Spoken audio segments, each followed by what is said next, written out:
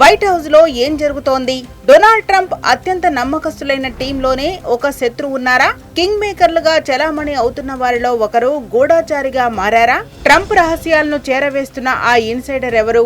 Leak వీరుడితో అగ్రరాజ్యం రాజకీయాల్లో పెను సంచలనం చోటు చేసుకోబోతోందా? అమెరికా ఇంటెలిజెన్స్ వర్గాల్లో ఇప్పుడు ఇదే హాట్ టాపిక్ గా మారింది.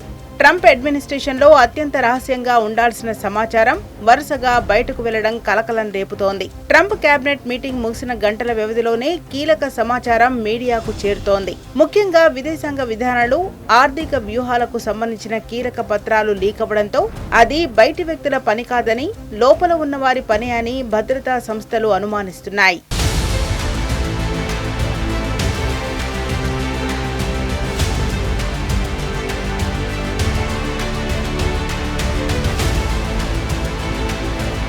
అసలు తన టీంలో గూఢాచారులు ఉన్నారని ట్రంప్ ఎలా కనిపెట్టాడంటే, ఇరాన్లో కూలిపోయిన F-15 ఈ స్ట్రైక్ ఈగిల్ పైలట్ ను కాపాడేందుకు యుఎస్ సైన్యం భారీ ఆపరేషన్ నిర్వహించింది. ఈ విషయం తన టీంతో మాత్రమే ట్రంప్ డిస్కషన్ చేశాడు.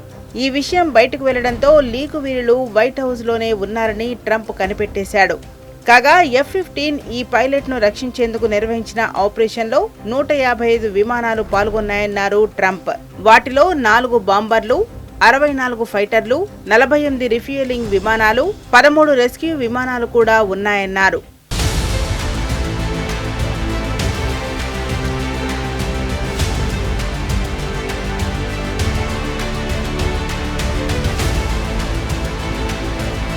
లీకు కారణమైన వ్యక్తిని కనిపెట్టేందుకు తమ ప్రభుత్వం తీవ్రంగా ప్రయత్నిస్తుందన్నారు. అమెరికా దళాలు రెండో పైలట్ కోసం గాలిస్తున్నాయని వార్త ప్రచురితమైన తర్వాతే ఇరాన్ అప్రమత్తమైందన్నారు. ఆ పైలట్ ను పట్టుకున్న వారికి భారీగా బహుమతి అందజేస్తామని ఆ దేశం బహిరంగ ప్రకటన జారీ చేసిందన్నారు. దీంతో తమ సహాయక చర్యలకు తీవ్ర ఆటంకం ఏర్పడిందన్నారు. కాగా గూఢాచర్యానికి పాల్పడిన వ్యక్తిని మానసిక రోగిగా ట్రంప్ అభివర్ణించారు.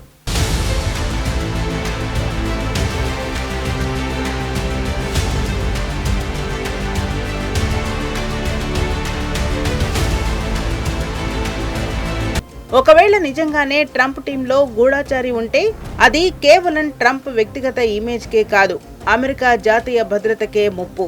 ట్రంప్ తన టీంను ప్రక్షాళన చేయకముందే ఈ లీకేజీలు ఆపకపోతే రాబోయే ఎన్నికలు లేదా పాలనాపరమైన నిర్ణయాలపై ఇది తీవ్ర ప్రభావం చూపుతుంది. ఇప్పటికే తన టీంలో నమ్మక ద్రోహుల వేట మొదలైందని ఇన్సైడ్ టాక్. అయితే ట్రంప్ టీంలో రష్యా లేదా చైనా వంటి దేశాల ప్రయోజనాల కోసం పనిచేసే వ్యక్తి ట్రంప్ దగ్గరకు చేరారా? లేక ట్రంప్కు వ్యతిరేకంగా పనిచేసే పాత బ్యూరోక్రాట్లు ఎవరైనా ఈ టీంలో తిష్టవేశారా? తన స్వలాభం కోసం సమాచారాన్ని మీడియాకు లేదా ప్రత్యర్థులకు అమ్ముకుంటున్నారా అనే కోణంలో అమెరికా నిఘా వర్గాలు అనుమానిస్తున్నాయి.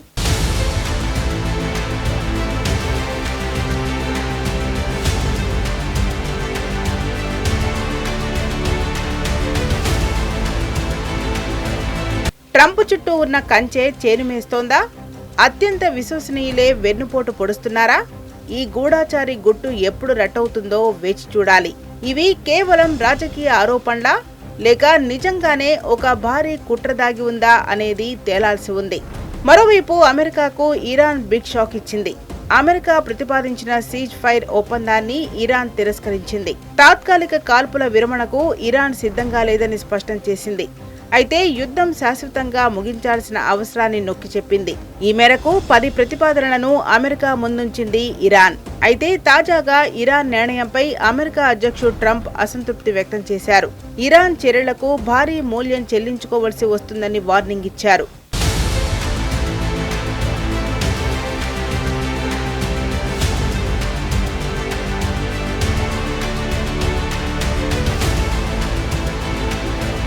హర్ముజ్ జలసంధిపై తాను ఇచ్చిన డెడ్ లైన్ కు కట్టుబడి ఉన్నారని ట్రంప్ తెలిపారు. మంగళవారం అర్ధరాత్రి వరకే ఇరాన్ కు డెడ్ లైన్ విధించినట్లు, అందులో ఎలాంటి మార్పు లేదని ట్రంప్ స్పష్టం చేశారు.